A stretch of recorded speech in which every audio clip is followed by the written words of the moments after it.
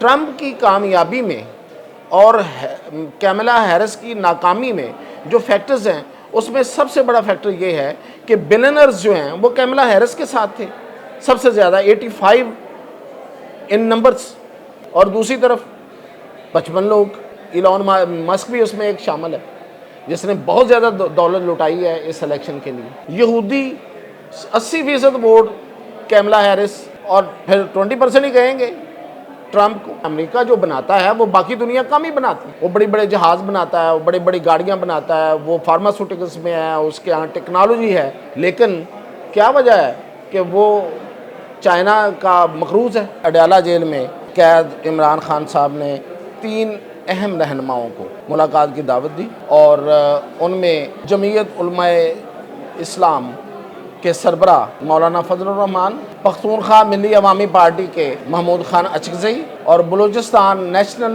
BNP کے Mengal group کے اختر مینگل، ان تینوں کو انہوں نے کہا کہ آپ مجھ سے ملیں جیل میں، اور مولانا کو کہا کہ آپ آئیں، میں آپ کو بتاؤں گا کہ میں آپ کی مخالفت کیوں کرتا رہا، اور میں نے جس لیول پہ جا کے آپ کی مخالفت کی وہ کس کے کہنے پہ کی۔ ناظرین، آج تھوڑا سا تاریخ کی تلخ حقیقتیں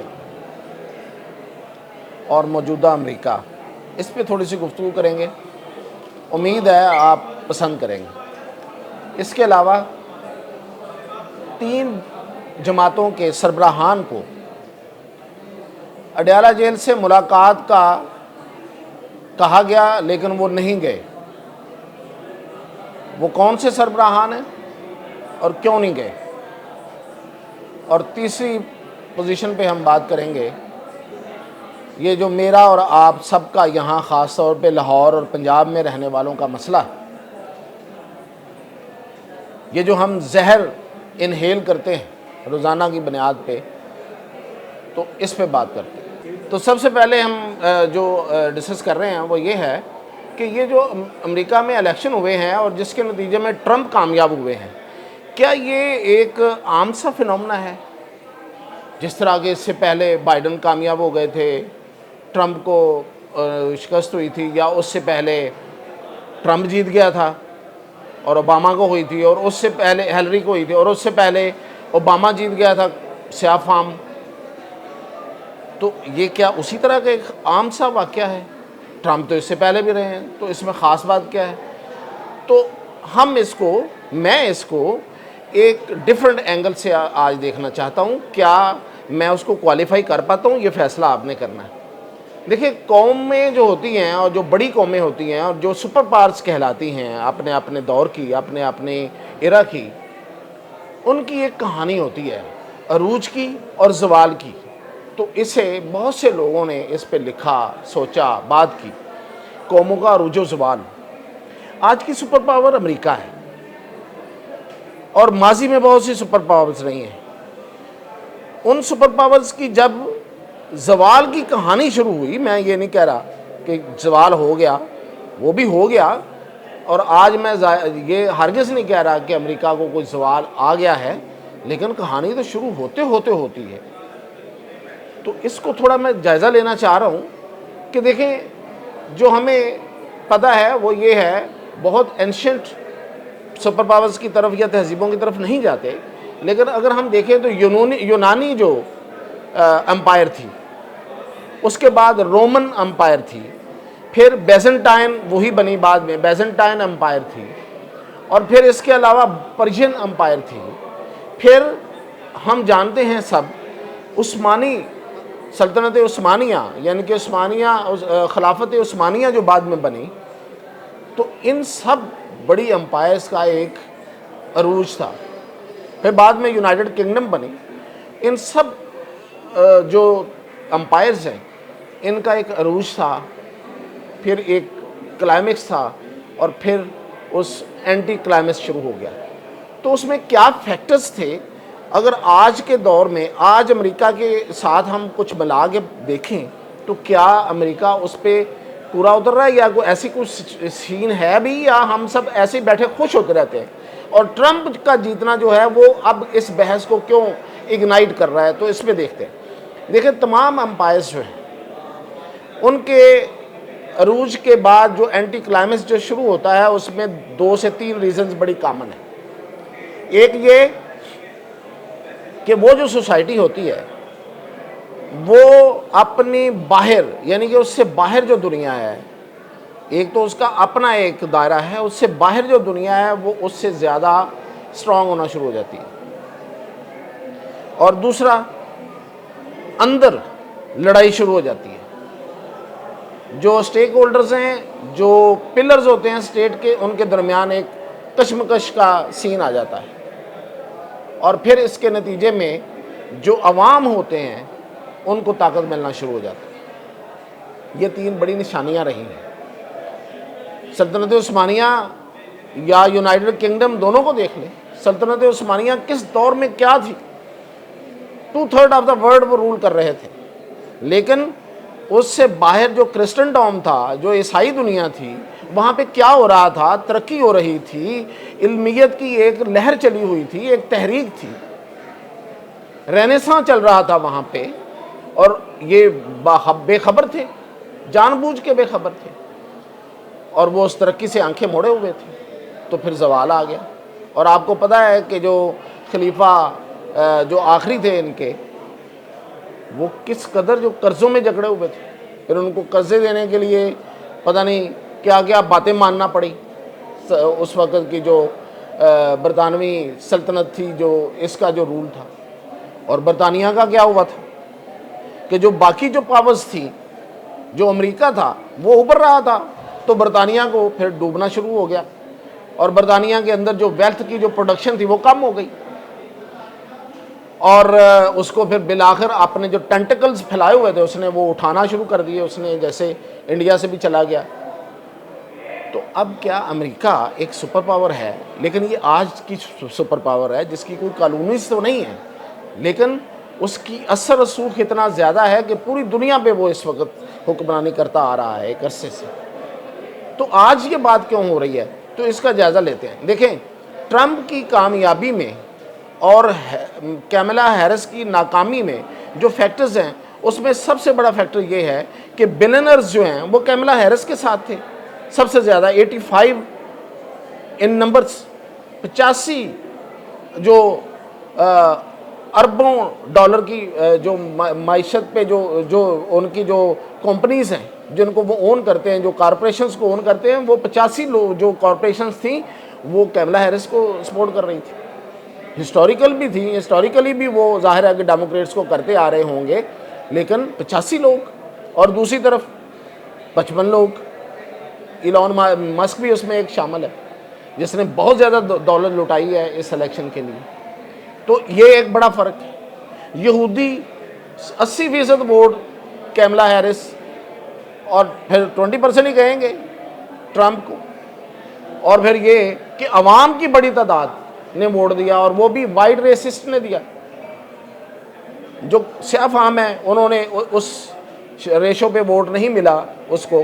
ہاں، ریج ووٹ ضرور ملا، میں نے کل بھی کہا تھا، غصے کا ووٹ ضرور ملا، مسلمانوں کا ووٹ ضرور ملا، کلر ووٹ ادھر اس لیے گیا تھوڑا سا، یا جتنا بھی گیا کہ وہ جو بائیڈن گورنمنٹ کے ہوتے ہوئے جو اسرائیل مظالم ڈھا رہا ہے اس کی وجہ سے اس کو ملا ہے۔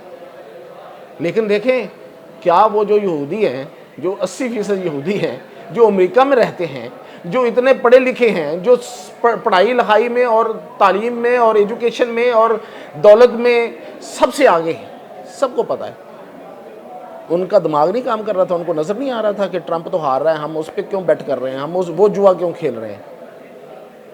تو وہ نہیں کھیلنا چاہتے تھے، وہ نہیں ادھر پیسہ لگانا چاہتے تھے۔ پتہ ہوگا یہ کیسے ہو سکتا ہے؟ وہ جو اتنی کارپوریشنز ہیں، ان کے بزنس ہیں، کاروبار ہیں، وہ کوئی مطلب ڈھمب ہے کہ ان کو نہیں پتا کہ ٹرمپ جیت رہا ہے تو ادھر جائیں، جیتے کی طرف جاتے ہیں سارے لوگ۔ کیپٹلزم ہے، کوئی نظریہ تو نہیں ہے، تو وہ نہیں جانا چاہتے تھے۔ تو اب اگر نہیں گئے تو جو ادھر ہیں، اور ٹرمپ جو ہے وہ ایک سٹبن آدمی ہے، ایک ریجڈ آدمی ہے، اپنے لحاظ سے اور طرح کا بندہ ہے، وہ اڑ جاتا ہے کچھ چیزوں پہ، تو کیا وہ ان لوگوں کے ساتھ اچھا سلوک کرے گا؟ تو یہ اسٹیبلشمنٹ آلریڈی اس کے ساتھ جو ہے وہ لڑائی میں۔ تو یہ ٹسل ہے، یہ اندرون جو امریکہ کے اندر جو ٹسل جو اس الیکشن کے نتیجے میں کھل کے سامنے آئی، تو یہ ایک چیز. اور دوسرا, امریکہ سے باہر چائنا اور پھر بہت سے اور کنٹریز بھی, جس میں انڈیا بھی کہہ سکتے ہیں آپ, وہ ایسے گرو کر رہے ہیں. تو امریکہ, میں یہ نہیں کہتا کہ امریکہ کو بڑا ڈیپینڈنٹ ہے. امریکہ جو بناتا ہے وہ باقی دنیا کم ہی بناتی ہے. وہ بڑے بڑے جہاز بناتا ہے, وہ بڑی بڑی گاڑیاں بناتا ہے, وہ فارماسوٹیکلس میں ہے, اس کے ہاں ٹیکنالوجی ہے. لیکن کیا وجہ ہے کہ وہ چائنا کا مقروض ہے. 7.4 بلین ڈالر اس نے چائنا کے دینے ہیں, اس کا قرضہ ہے اس پہ 7.49. اور جو اس نے جاپان کا قرضہ دینا ہے وہ 1.1 ٹریلین ہے. یہ بہت بڑی بحث ہے کہ امریکہ اتنا بڑا مقروض ہے. اور جو وہ دیکھیں, ہم قرضہ لیتے ہیں نا پاکستان والے, تو اس کو جب پے کرتے ہیں, اور جب پے کرنے کے درمیان ہم قسطیں پے کرتے ہیں, اور اس دوران جو اس کے اوپر انٹرسٹ ریٹ ہوتا ہے, جو سود ہوتا ہے, وہ جب ہم پے کرتے ہیں تو وہ سب سے بڑا مسئلہ ہوتا ہے. تو امریکی تو یہ کہتے ہیں کہ اتنا بڑا قرضہ ہے اور اس کی جو سود کی پیمنٹ ہے وہ ہمارے ٹیکسز سے نکال کے دیتے ہیں. تو اس وقت آپ کے امریکہ میں جو بڑی مارکیٹ ہے, جو کنزیومر مارکیٹ ہے, جو فوڈ ہے اور چھوٹی جو آئٹمز ہیں اس کی جو مارکیٹ ہے, جو ہر بندے کی ضرورت ہے, وہ تو چائنا کی ہے, وہ امریکہ کی اپنی تو نہیں ہے. تو اس پہ جناب ٹرمپ صاحب ٹیکس لگانے جا رہے ہیں. تو یہ ایک ٹسل چائنا اور امریکہ کی اب اتنی زیادہ ہو جائے گی اس ٹیکس لگانے کی وجہ سے, کیونکہ اس سے ڈیفینیٹلی چائنا متاثر ہوگا, اور پھر اس کا وہ کوئی رستہ نکالے گا. پھر وہ بہت سی اور جگہوں پہ امریکہ کی مخالفت کرے گا, وہاں پہ جہاں پہ وہ اب تک نہیں کرتا. اور پھر انرجی کرائسس, اور پھر یوکرین کی جنگ. بھئی آپ جنگ بند کرانے کا اعلان کر چکے ہیں نا, تو جنگ کیسے بند کرائیں گے؟ یوکرین کی جنگ کیا یوکرین نے شروع کی تھی؟ نہیں, رشیا نے اس پہ حملہ کیا تھا. تو یوکرین کیا کہے گا کہ میں سرنڈر کرتا ہوں؟ تو یہی ایک حل ہے نا ٹرمپ کے پاس, اس کے علاوہ کیا حل ہے؟ اور رشیا جو ہے وہ اگر یوکرین اس کا ہو جاتا ہے تو آگے پھر پولینڈ ہے اور بہت سی ریاستیں ہیں, بیلٹک جو اسٹیٹس ہیں وہ آلریڈی اس پہ دعوے دار ہے. تو کیا ہوگا؟ سبکی ہوگی جناب ٹرمپ صاحب کی. اور پھر ایک اندر میں جو ایک لڑائی ہوگی, جو کہ آلریڈی جو پلرز ہیں اسٹیٹ کے پلرز, پہلے ہی جو امپائرز ہوتی تھی اس میں جو پلرز ہوتے تھے وہ سٹیک ہولڈرز وہ بھائی ہوتے تھے یا کچھ اور جو محل کے اندر جو لوگ ہوتے تھے. اب جو سٹیک ہولڈرز ہیں ان کی ظاہر ہے کہ شکل بدل گئی ہے, لیکن ہیں تو صحیح نا. تو وہ وہاں جب وہ لڑتے تھے اور بیرونی دشمن مضبوط ہو جاتا تھا, تو آپ یہاں پہ اندر لڑیں گے اور بیرونی دشمن تو ہے ہی مضبوط. تو یہ اب کوئی یہ کہے کہ جی روس کے ہاتھوں تو امریکہ ٹوٹ نہیں سکا, اب کیا چائنا؟ یس, روس کے وقت جو تھا وہ روس کی جو اکانومی تھی وہ ایک کنفائنڈ اکانومی تھی, وہ دنیا کے ساتھ کاروبار نہیں کر سکے. چائنا نے یہی تو میریکل دکھایا ہے کہ اس نے انڈسٹری ڈیولپ کی, اپنے لوگوں کو غربت سے نکالا اور پوری دنیا میں چھا گیا. کہاں ہے جہاں چائنا مارکیٹ یا چائنا ٹاؤن نہیں ہے, کس دنیا کے کس ملک میں؟ تو یہ فینومنا جو ہے یہ زوال کی طرف یہ کہانی شروع ہو گئی ہے, اور اس الیکشن نے ان نشانیوں کو واضح کر دیا ہے. یہ بات ہم نے کر لی. اب میں آپ کو بتاتا ہوں کہ اڈیالہ جیل میں قید عمران خان صاحب نے 3 اہم رہنماؤں کو ملاقات کی دعوت دی, اور ان میں جمعیت علماء اسلام کے سربراہ فضل الرحمان, مولانا فضل الرحمان, پختونخوا ملی عوامی پارٹی کے محمود خان اچکزئی, اور بلوچستان نیشنل پارٹی BNP کے مینگل گروپ کے اختر مینگل. ان تینوں کو انہوں نے کہا کہ آپ مجھ سے ملیں جیل میں, اور مولانا کو کہا کہ آپ آئیں, میں آپ کو بتاؤں گا کہ میں آپ کی مخالفت کیوں کرتا رہا, اور میں نے جس لیول پہ جا کے آپ کی مخالفت کی وہ کس کے کہنے پہ کی, کیوں کی. میں اس پہ معافی بھی مانگوں گا آپ سے اور آپ کو اس کی پوری وضاحت دوں گا اور اس کردار کو واضح آپ کے سامنے آپ کے رکھوں گا اور بتاؤں گا اس کردار کے بارے میں جو مجھے یہ کہتا رہا کہ آپ مولانا کو نشانہ بنائیں۔ یہ پیغام مولانا کو آیا، اسی طرح محمود خان اچکزئی کو آیا کہ آپ آئیں اور میں آپ کو بتاؤں کہ میں نے جو فیصلے کیے جس کی وجہ سے آج جیل میں ہوں، میں نے کیوں کی اور میرا آگے کیا پلان ہے۔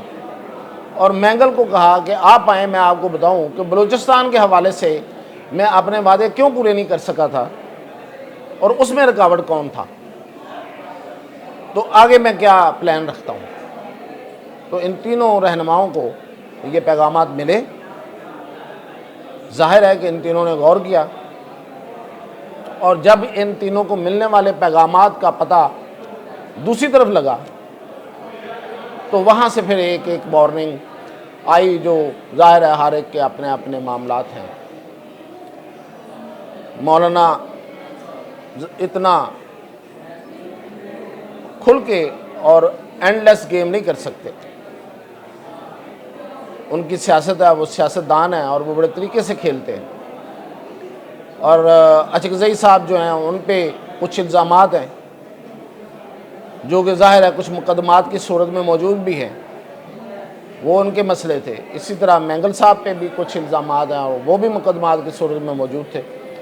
تو اب تک یہ اطلاعات ہیں کہ مولانا تو چلے گئے باہر، انہوں نے کہا میں واپس آ کے اپنی پارٹی کی شورا کے سامنے یہ رکھوں گا، اور باقی دو حضرات نے ہم ہی نہیں بری، انکار نہیں کیا لیکن ہم ہی بھی نہیں بری، تو یہ ملاقات نہیں ہو سکی۔ اور تیسرا ہمارا جو ایشو ہے وہ میرا اور آپ کا ہے، عام آدمی کا ہے۔